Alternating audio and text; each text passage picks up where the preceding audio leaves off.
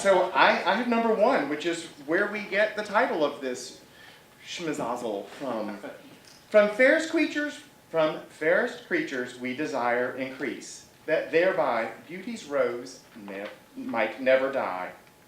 But as the ripper should by time decrease, his tender air might bear his memory. But thou, contracted to thine own bright eyes, feedest thy lights flame with self-substantial fuel, making a famine where abundance lies. Thyself thy foe, to thy sword, to thy sweet self too cruel. Thou that art now the world's fresh ornament, and only herald to the gaudy spring, within thine own bud buryest thy content, and, tender churl, makest waste in niggerton. Pity the world, or else this glutton be, to eat the world's due by the grave and thee. Van schone Schlepsels, wennst mein nach... Oh, I have to hold this up, I'm sorry. It's small, I should have printed it bigger. Van schone Schlepsels, wennst mein Nachslacht so de Rose, der Schönheit neue ten Enten. Zodat, als oit het repai, and that's the Ripper, who is mentioned in the third line, Vigat. Die Nazat ons de pracht weer in kan prenten.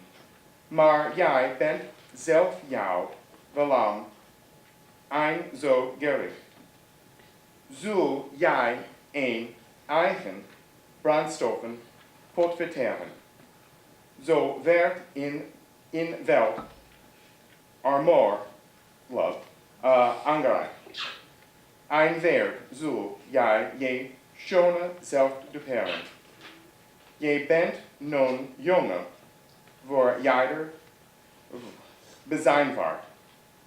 Uniek toont Lentenberger, und verkoren. Bedankt, dan belegel, zaad dat mijn bespaard.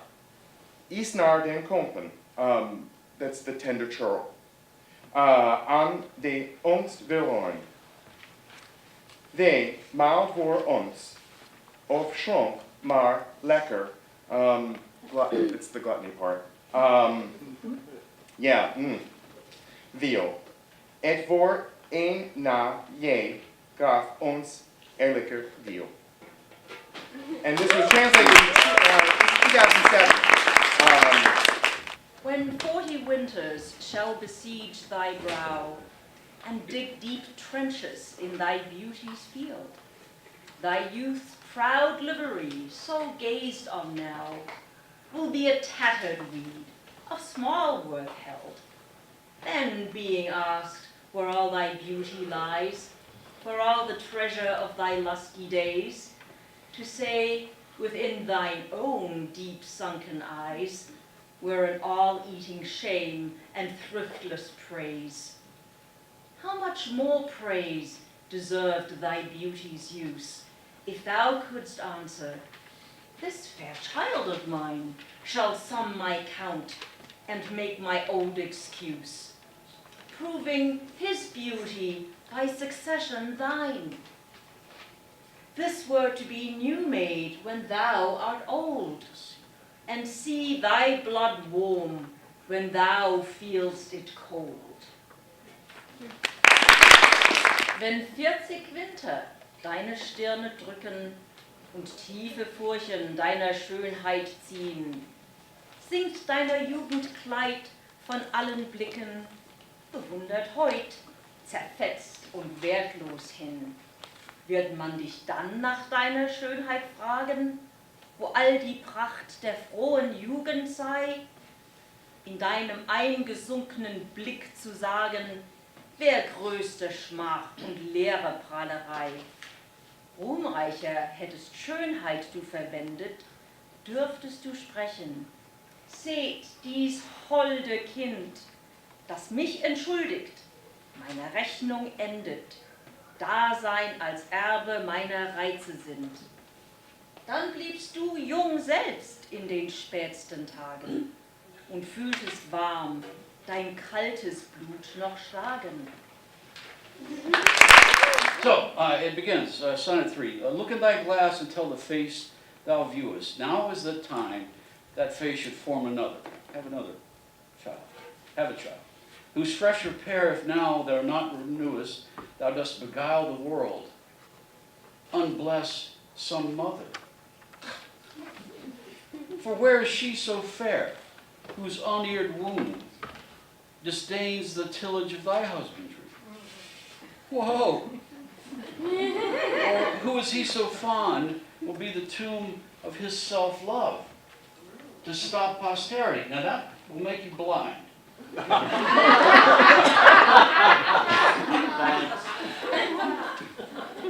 Thou art thy mother's glass, and she in thee calls back the lovely April of her prime.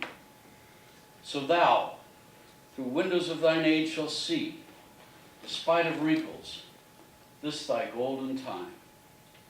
But if thou live, remember not to be, die single, and thine image dies with thee.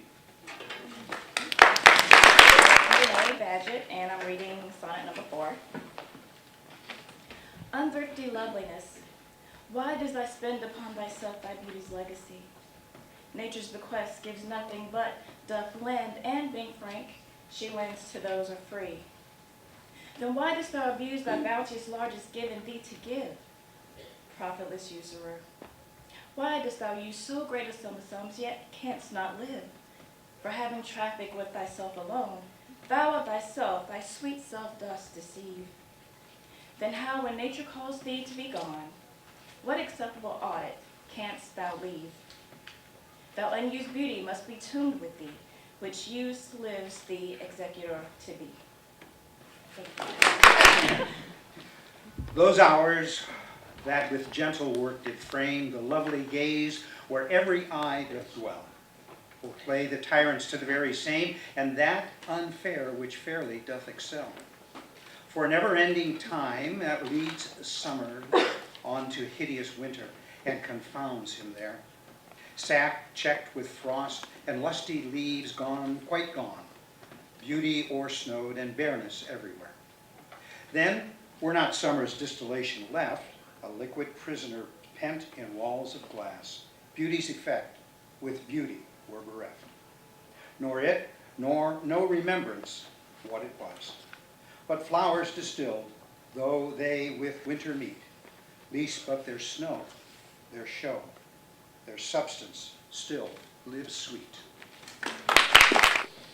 Then let not winter's ragged hand deface in thee thy beauty, ere you be distilled. Make sweet some vial, treasure thou some place with beauty's treasure, ere it be self-killed.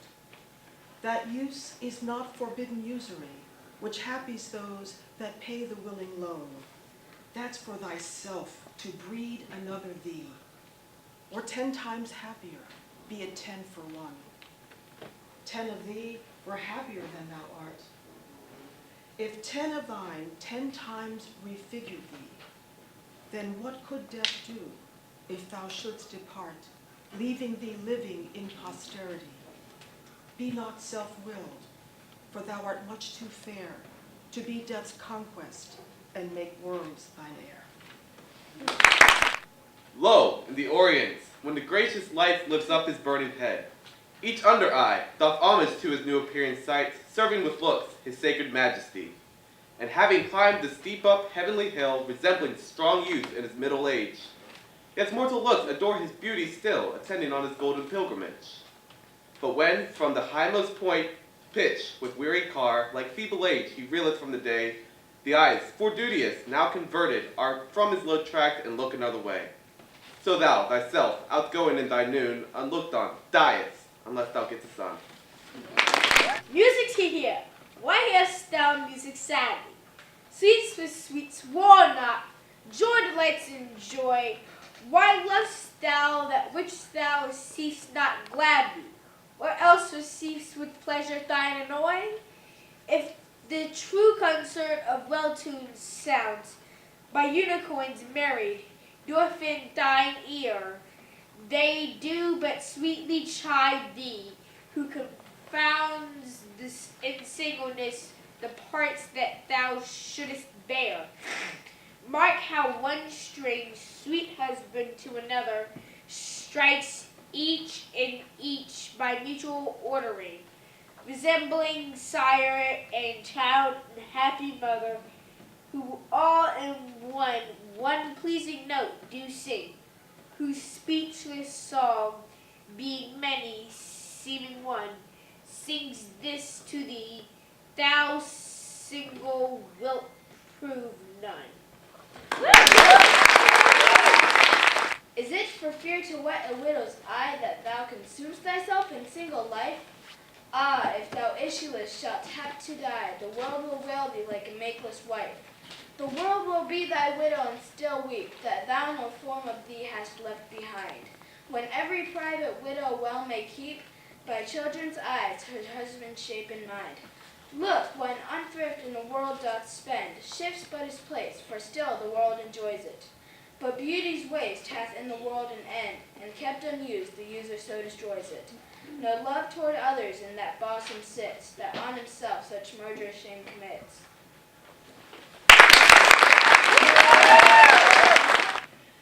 For shame, deny that thou bearest love to any, who for thyself art so unprovident. Grant, if thou will, thou art beloved of many, but that thou none lovest is most evident. For thou art so possessed with murderous hate, that gainst thyself thou stick'st not to conspire, seeking that beauteous roof to ruinate, which to repair should be thy chief desire. O change thy thought, that I may change my mind. Shall hate be fairer lodged than gentle love? Be, as thy presence is, gracious and kind, or to thyself at least kind-hearted prove. Make thee another self, for love of me, that beauty may still live in thine or thee. O Schmach, dass du nicht liebst, gesteh es ein, der du an dir nicht einmal Mitleid übst. Dir mögen viele ihre Liebe wein, doch sonnenklar ist, dass du keinen liebst.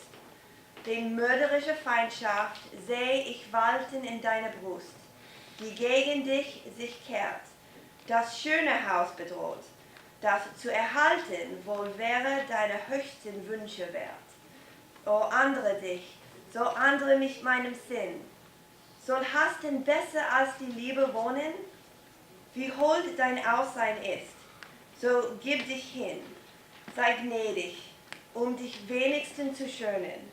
Dir schaff ein anderes Selbst zu Liebe mir, das Schönheit dauernd lebt in ihm und dir. As fast as thou shalt wane, so fast thou growest in one of thine.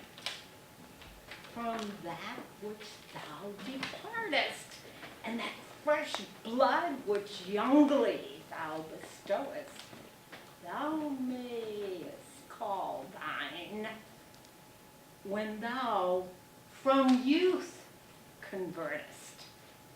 Herein lies wisdom, beauty, and increase. Without this, folly, age, and cold decay. If all were minded so, the times should cease at 80 years. It would make the world a way. Let those whom nature hath not made for store, harsh, featureless, and rude, barrenly perish. Look, whom she best endowed, she gave the more, which bounteous gift thou shouldest in bounty cherish. She carved thee for her seal, and meant thereby thou shouldest print more, and not let the coffee, die. When I do count the clock that tells the time, and see the brave day sunk in hideous night, when I behold the violet past prime, and sable curls all silvered o'er with white, when lofty trees I see barren of leaves, which erst from the heat did canopy the herd, and summer's green all girded up in sheaves, borne on the bier with white and bristly beard, then of thy beauty do I question make, that thou among the wastes of time must go, since sweets and beauties do themselves forsake, and die as fast as they see others grow, and nothing gainst time's scythe can make defense, save breed to brave him when he takes thee hence. Oh, that you were yourself, but love, you are no longer yours, than you yourself here live. Against this coming end you should prepare, and your sweet semblance to some other give. So should that beauty which you hold in lease find no determination, then you were yourself again after yourself's decease, when your sweet issue your sweet form should bear. Who let so fair a house fall to decay, which husbandry and honor might uphold, against the stormy gusts of winter's day, and barren rage of death's eternal cold? Oh, none but unthrifts, dear my love, you know, you had a father, let your son say so. Not from the stars do I my judgment pluck, and yet, methinks, I have astronomy, but not to tell of good or evil luck, of plagues, of deaths, of seasons' quality. Nor can I fortune to the brief minutes tell, pointing to each his thunder, rain, and wind, or say with princes, if it shall go well, by oft predict that I in heaven find. But from thine eyes my knowledge I derive, and constant stars in them I read such art, as truth and beauty shall together thrive, if from thyself to store thou wouldst convert, or else of thee this I prognosticate. Thy end is truth's and beauty's doom and date.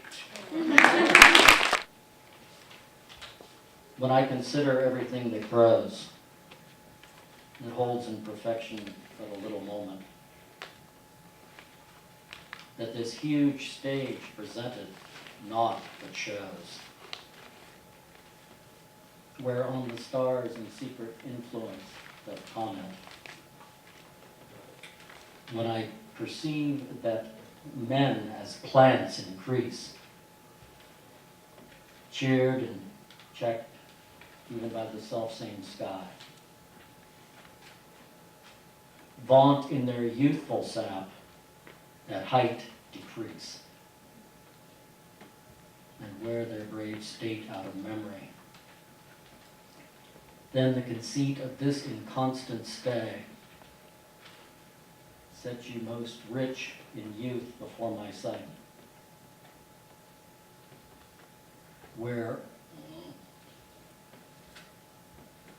wasteful time debateth decay, to change your day of youth to sullied night, and all at war with time for love for you, as he takes from you, I engraft you new. But wherefore do not you a mightier way make war upon this bloody tyrant time, and fortify yourself in your decay with means more blessed than my barren rhyme?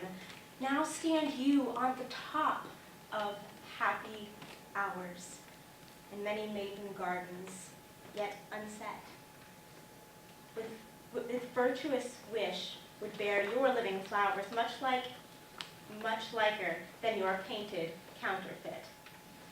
So should the lines of life that life repair with this, time's pencil or my pupil's pen, neither in inward worth nor outward fair, can make you live yourself in eyes of men. To give away yourself keeps yourself still, and you must live drawn by your own sweet skill. Who you'll believe my verse in time to come if it were filled with your most high desert. Though yet, heaven knows, it is but as a tomb which hides your life and shows only half your parts. If I could write the beauty of your eyes, and in fresh numbers number all your graces, the age to come would say, this poet lies. Such heavenly touches never touched earthly faces. So should my papers yellowed with their age be scorned like old men of less truth than tongue, and your true rights be termed a poet's rage, and stretched meter of an antique song. But were some child of yours alive that time, you should live twice, once in it, and then my rhyme. Shall I compare thee to a summer's day? Thou art more lovely and more temperate. Rough winds do shake the darling buds of May, and summer's lease hath all too short a date. Sometime too hot the eye of heaven shines, and often is his gold complexion dimmed, and every fair from fair sometime declines, by chance or nature's changing course untrimmed. But thy eternal summer shall not fade, nor lose possession of that fair thou owest, nor shall death drag thy wondrous in his shade, when in eternal lines to time thou growest. So long as men can see, so long as men can breathe or eyes can see, so long live this, and this gives life to thee.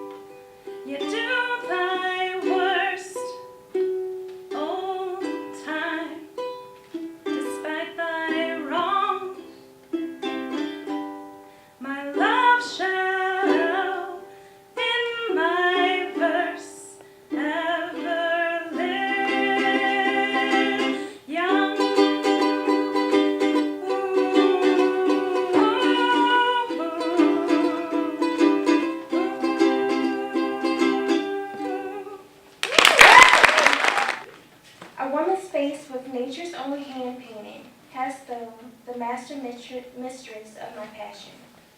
A woman's gentle heart, but not acquainted with shifting change, as is false woman's fashion. An eye more bright than theirs, less false and rolling, yielding the object whereupon it gazeth.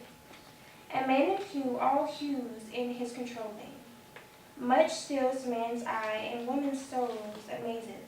And for a woman wilt thou first created, To nature, as she wrote thee, though adulting, and by addition me of thee defeated. By adding one thing to my purpose, nothing, but since she pricked thee out for woman's pleasure, mine be thy love, and thy love's use their treasure. So is it not with me, as with that muse, stirred by a painted beauty to his verse, who heaven itself for ornament doth use, and every fair with his fair doth rehearse, making a couplement of proud compare, with sun and moon, with earth and sea's rich gems, with April's firstborn flowers and all things rare that heaven's air in this huge rondure hems. Oh, let me, true in love, but truly right, and then believe me, my love is as fair as any mother's child, though not so bright as those gold candles fixed in heaven's air. Let them say more that like of hearsays well. I will not praise that purpose, not to sell. Donc, c'est pas avec moi comme avec cette muse-là, remuée par une beauté peinte à son vers. Il la compare aux cieux, et chaque beau avec sa belle répète, faire un couplage de fière comparaison avec le soleil et la lune, avec les riches gemmes de la terre et de la mer, avec les premières fleurs d'avril, et tout ce qui est rare, que l'air du ciel entoure dans cette énorme rondure. Oh, laissez-moi vrai en amour, donc vraiment écrire. Et puis, croyez-moi, mon amour est aussi beau que l'enfant de n'importe quelle mère, même pas si brillante que ces bougies d'or fixées dans les cieux. Laissez-les en dire plus, qui aiment bien des clichés d'amour. Je ne les vends pas, donc je ne les glorifie pas.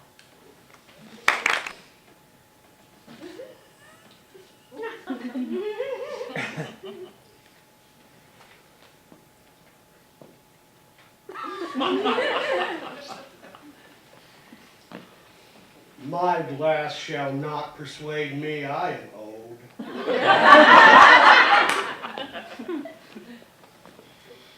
So long as youth and thou are of one date, but when in thee time's furrows I behold, then look I death my days should expiate.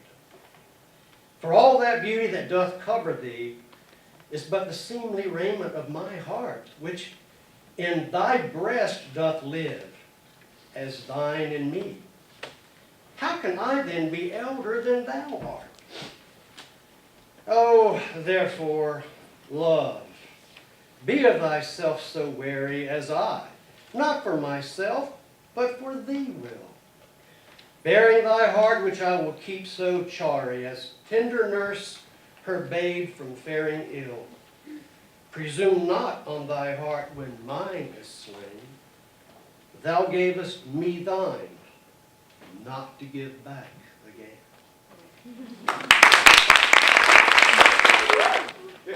As an unperfect actor on the stage, who with his fears put beside his part, for some fierce thing replete with too much rage, whose strength's abundance weakens his own heart. So I for fear of trust forget to say, the perfect ceremony of love's rite, and in mine own love's strength seem to decay. O charged with burden of mine own love might, O let my books be the eloquence and dumb presagers of my speaking breast, who plead for love and look for recompense. More than that tongue than that more hath more expressed, O learn to read with silent love hath writ. To hear with eyes belongs to love's fine wit. Mine eye hath played the painter, and hath steeled thy beauty's form in table of my heart. My body is the frame wherein 'tis held, and perspective that is best painter's art. For through the painter must you see his skill, to find where your true image pictured lies, which in my bosom shop is hanging still, that hath his windows glazed with thine eyes. Now see what good turns eyes for eyes have done. Mine eyes have drawn thy shape, and thine for me are windows to my breast, where through the sun delights to peep, to gaze therein on thee. Yet eyes this cunning want to grace their art. They draw but what they see, know not the heart. Let those who are in favor with their stars of public honor and proud titles boast, whilst I, whom fortune of such triumph bars, unlooked for joy in that I honor most. Great princes' favorites their fair leaves spread, but as the marigold at the sun's eyes, and in themselves their pride lies buried, for at a frown they, in their glory, die. The painful warrior, famous for fight, after 1,000 victories, once foiled, is from the book of honor razed quite, and all the rest forgot for which he toiled. Then, happy I, that love and am beloved, where I may not remove nor be removed.